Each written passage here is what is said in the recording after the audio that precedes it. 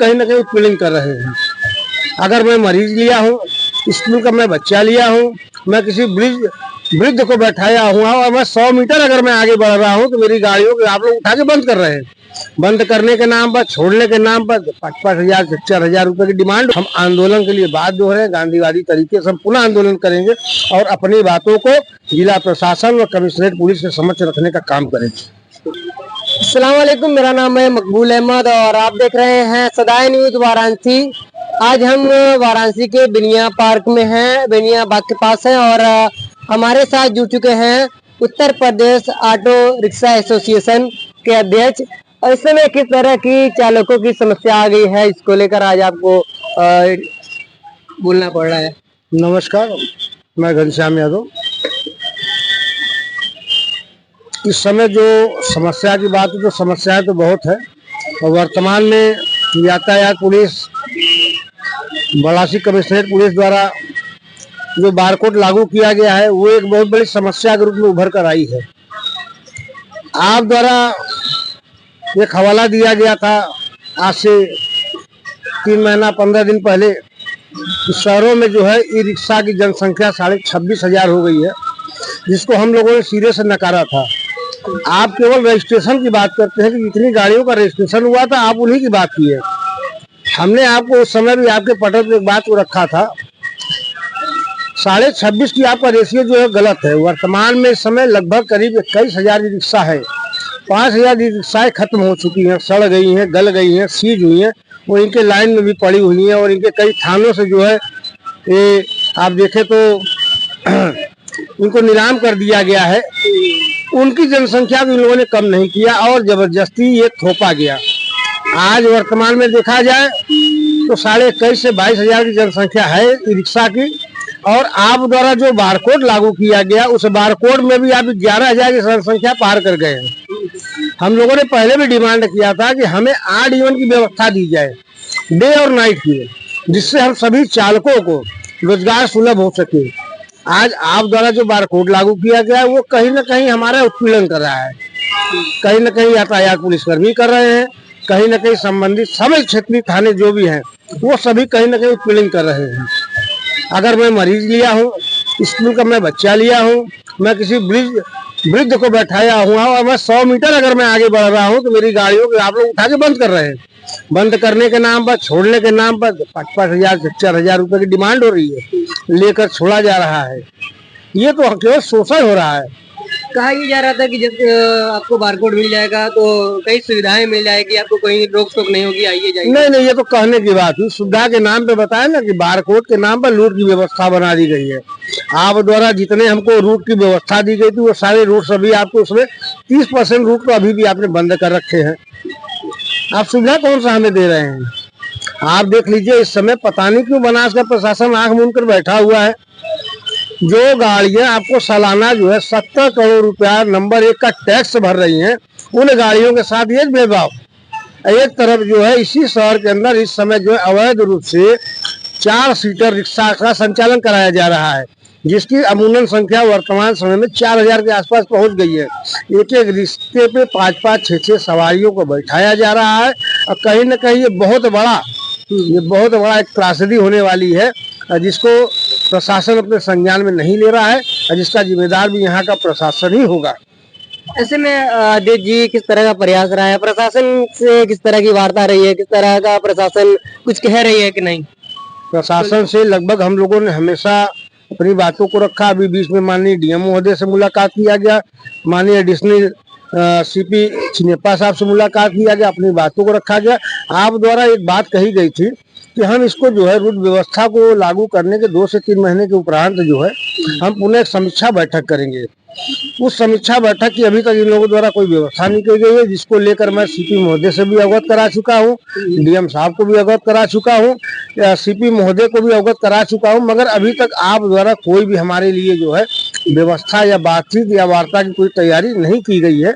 आप केवल शोषण का जरिया बना के रखे हैं और जिसके लिए धीरे धीरे आक्रोश काफी फैल रहा है। आज इसलिए है कि हमारे जो अपने चालक है, इनके बच्चों का स्कूल से नाम कट रहा है, उनके घर पर दवाइयों का अभाव हो रहा है।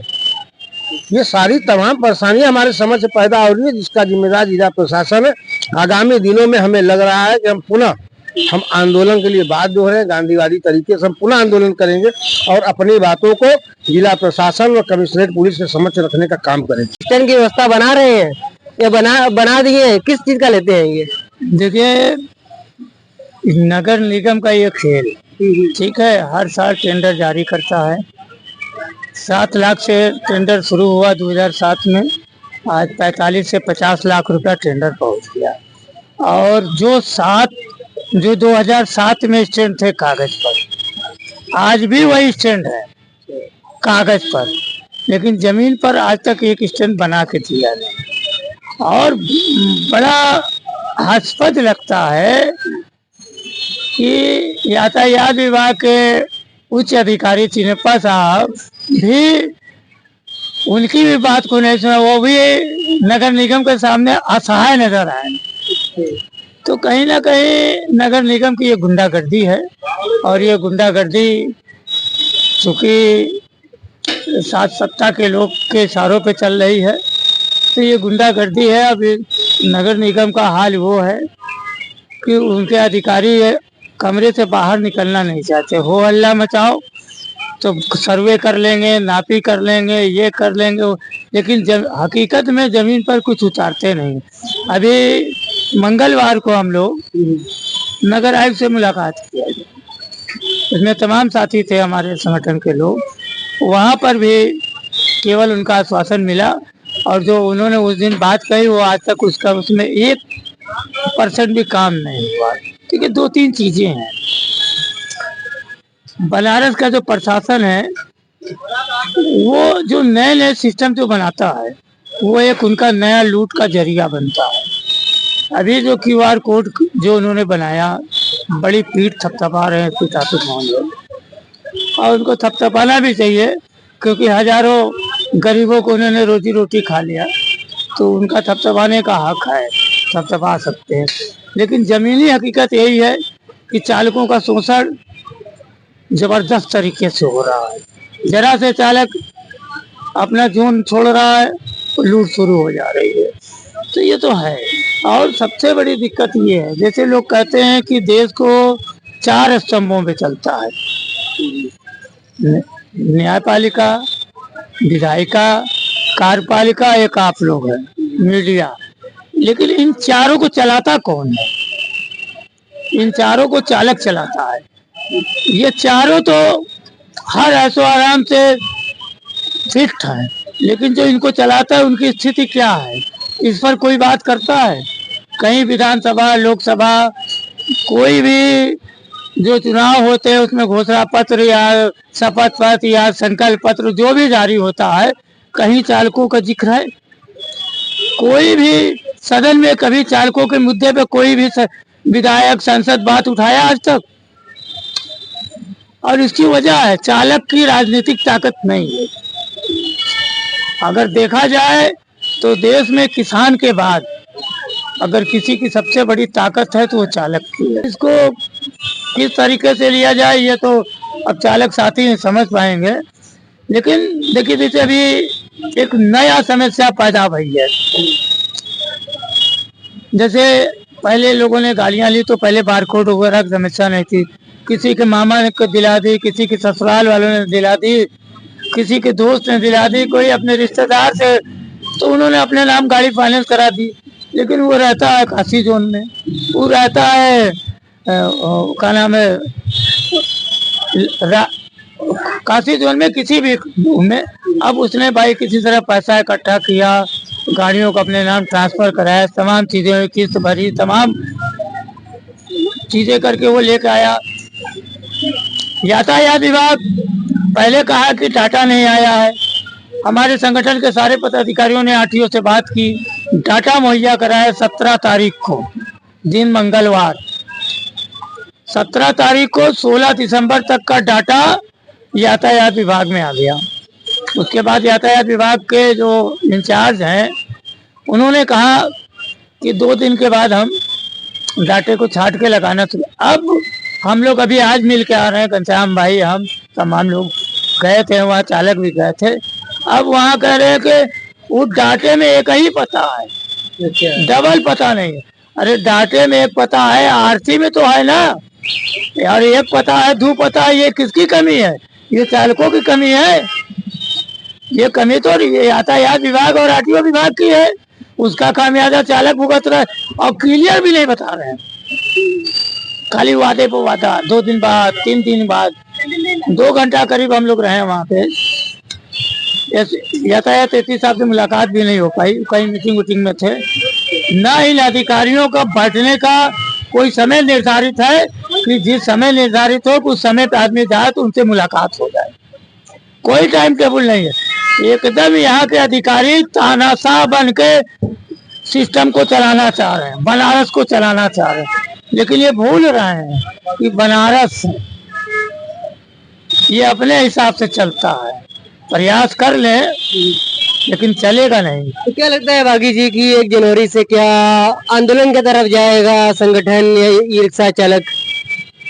अभी प्रशासन को अंदाजा नहीं हो रहा है कि कहाँ कितनी मुश्किलें पैदा कर रहा है, उसे अंदाजा नहीं है। अभी तो हम लोग सोच रहे समस्याओं का समाधान हो जाए तो हम लोगों को कोई कठोर कदम ना उठाना पड़े, लेकिन अगर समस्याएं जस की तस बने रहेंगे तो मजबूरी है भाई। भूखे मरने से बढ़िया है कि लड़के मर जाए है? भूखे मरने से बेहतर है कि लड़के मरा जाए। तो वही स्थिति अब पैदा हो रही है। चालक जब हमारा भूखा मरेगा तो क्या करेगा? बनारस में क्राइम बढ़ेगी, बहुत सी समस्याओं का नया आगाज होगा, उन समस्याओं को कौन झेलेगा?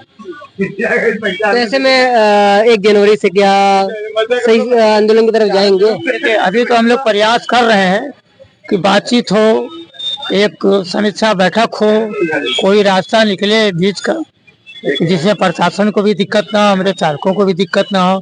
और अगर प्रशासन इसी तरह हट धर्मी पे कायम रहा तो हम लोग गांधीवादी तरीके से एक बड़ा आंदोलन करने को बात होंगे।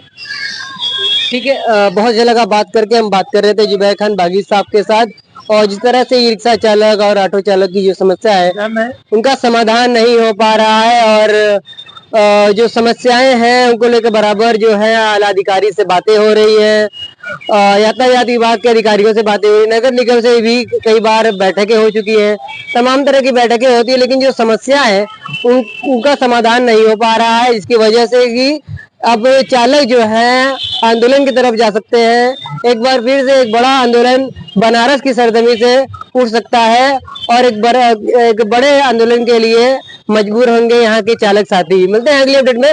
सदा न्यूज़ चैनल पर नए, चैनल को लाइक करें, सब्सक्राइब करें और दोस्तों में शेयर जरूर करें।